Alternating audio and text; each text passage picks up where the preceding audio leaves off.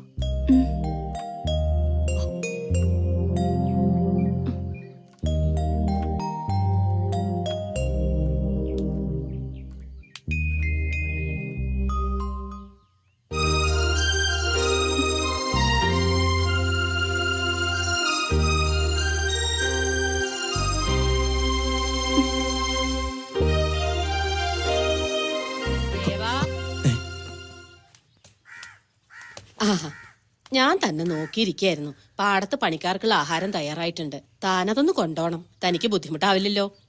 ഏയ് ഞാൻ കൊടുത്തോളാം. ആ ശരി.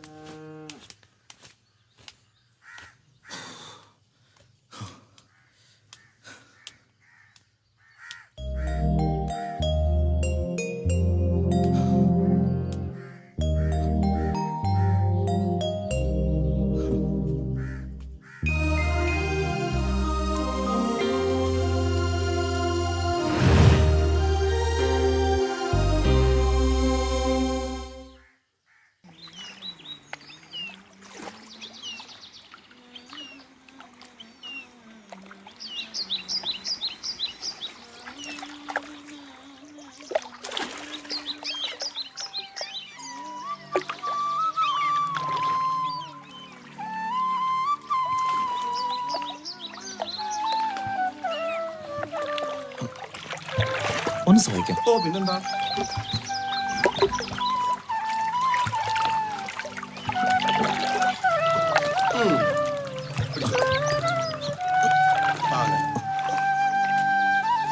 മനക്കൊരു വിശേഷം വല്ലതും ഉണ്ടോ?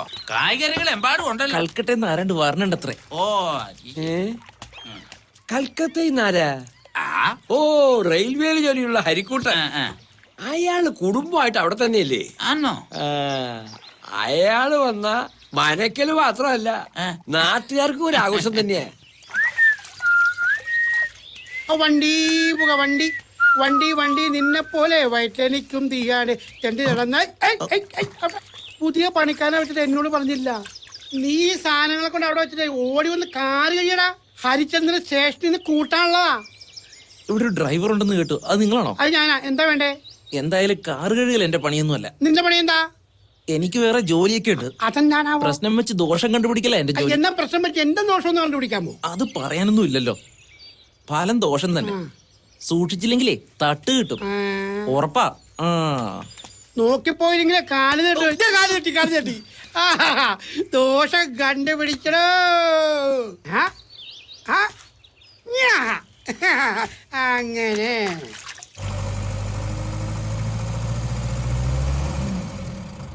ഹരിയേട്ടൻ 1.5 വർഷം കഴിഞ്ഞ് കൽക്കട്ടയിൽ വരികയല്ലേ? ഞങ്ങൾക്ക് എന്തെങ്കിലും കൊണ്ടുണ്ടാവുമല്ലേ? നിന്നോട് ഞാൻ പറഞ്ഞല്ലേ അങ്ങോട്ട് വന്ന ജോലി ശരിയാക്കി തരാമെന്ന്. ഇവിടെ നിന്നിട്ട് എന്താടാ ഗുണം? അവിടെയാണെങ്കിൽ ഇഷ്ടംപോലെ ഫോറിൻ സാധനങ്ങൾ വാങ്ങാൻ കിട്ടും. അതിനോടുള്ള നിങ്ങളുടെ ആർത്തി അങ്ങനെയെങ്കിലും ഒന്ന് തീർന്നു കിട്ടുമല്ലോ. അത് വേണ്ട, ഞാൻ 12 കൊല്ലമായിട്ട് ഇവിടുത്തെ ഡ്രൈവറല്ലേ. എനിക്ക് ഒന്നിനും ഒരു കുറവും വരുത്തിയിട്ടില്ല. മരണം വരെ ഇവിടെ മതി. പിന്നെ തറവാട്ടിലിപ്പോ ചില അനിഷ്ടങ്ങളൊക്കെ കണ്ടു തുടങ്ങിയിട്ടുണ്ട്. ഉണ്ണിത്തമ്പുരാന്റെ മരണം തന്നെ നോക്കിയേ. ആരെങ്കിലും പ്രതീക്ഷിച്ചാണോ ഇതൊക്കെ? എല്ലാം വിധിയെന്നല്ലേ പറയാൻ പറ്റൂ.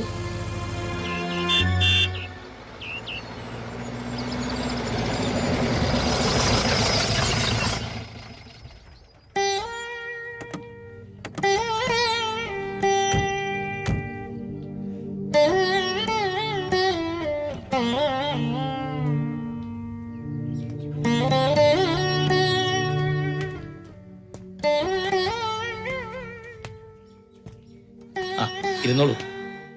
വിവരങ്ങൾ അറിഞ്ഞപ്പോ ഞങ്ങളും വല്ലാണ്ട് വിഷമിച്ചു. ഈശ്വര നിശ്ചയം എന്നല്ലാണ്ട് എന്താ പറയുക? കർമ്മങ്ങൾക്കായി ആരോ വന്നു കേട്ടു. ആരമ്മായി? പുതുപ്പള്ളി സ്വാമിയാര്. ഓ, പേര് കേട്ട ആളാ. ആ, എന്തെങ്കിലും ദോഷങ്ങളുണ്ടെങ്കിൽ മാറിക്കിട്ടുമല്ലോ. ആ, മോളില് മുറി ശരിയാക്കിയിട്ടുണ്ട്. കുളിച്ചു വന്നോളൂ. ആ. ഊണ് കാലായിട്ടുണ്ട്. ശ്രീജേ, എന്താ അമ്മായി?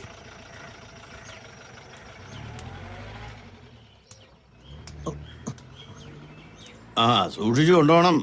പൊട്ടുന്ന എന്തെങ്കിലുമൊക്കെ ഉണ്ടാവും അതിലേ.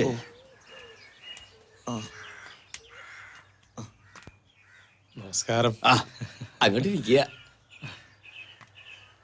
ആ, എന്താ ചെയ്യാ, പണ്ടത്തെ പോലെ പണിക്ക് ആളെ ഒന്നും കിട്ടുന്നില്ല. അകത്ത് ചില സഹായങ്ങൾക്കൊക്കെ ചെക്കനെ കൂട്ടുന്നുണ്ട്. വിരോധം ഉണ്ടാച്ചാ പറയണം. സന്തോഷേ ഉള്ളൂ. ആരുമില്ല അവന്. ചെറുപ്പത്തിലേ കൂടിയത് എന്റെ കൂടെ. പിന്നെ പോവാൻ ഞാനിട്ട് പറഞ്ഞില്ല. ആ, ഇത് ഹരികുമാർ, മരിച്ചുപോയ പെങ്ങളുടെ മാനാ. കുടുംബമായിട്ട് കൽക്കട്ടയിലാ. റെയിൽവേയിലെ വലിയ ഉദ്യോഗസ്ഥനാ. കൊല്ലത്തിൽ ഒരുക്കി വന്നിട്ട് പോവും. അത് തന്നെ വലിയ കാര്യം. സ്വാമിക്ക് അറിയാലോ നഗരത്തിൽ ജീവിക്കുന്നതിന്റെ ഓരോ ബുദ്ധിമുട്ടുകൾ. അതൊന്നും ഇവിടെ പറഞ്ഞാൽ മനസ്സിലാവില്ല.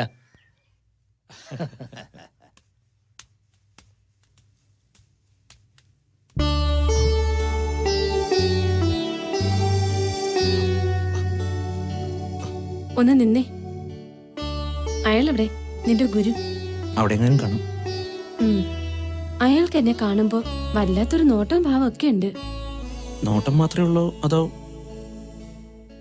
എങ്കിലും അയാള് വിവരം അറിയും.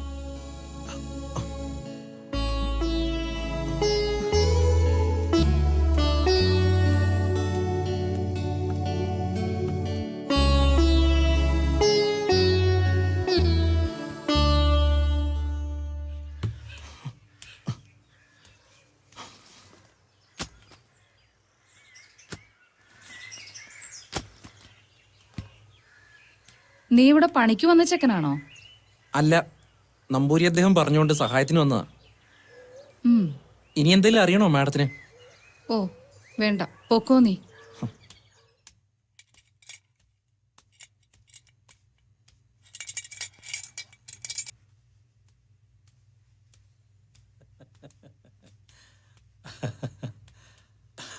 ഒന്ന് നിൽക്ക. കുറച്ചു ദിവസത്തെ കർമ്മങ്ങൾക്കായി എത്തിയ നമുക്കിപ്പോ ഒരായുസ് മുഴുവനും ചെയ്താലും മതി വരില്ല എന്നായിരിക്കണു. ഉണ്ണിമായ്ക്ക് മനസ്സിലാവണ്ടോ?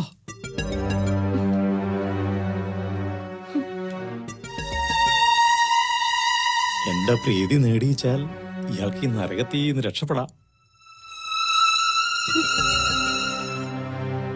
കവടി അങ്ങോട്ട് നിർത്തിയിട്ട് നിന്നെ ഈ തറവാട്ടിൽ നിർത്തിയ ദോഷാണെന്ന് നാം പറയാം. അപ്പോ സ്വന്തം തറവാട്ടിലേക്ക് അങ്ങോട്ട് വിടും. നാം അവിടെ വന്ന് രഹസ്യമായിട്ട് ഒരു പുടവ തരികയും ചെയ്യാം. ഇല്ലാച്ചാൽ വിധവയുടെ ദോഷങ്ങളൊക്കെ അറിയാലോ അല്ലേ?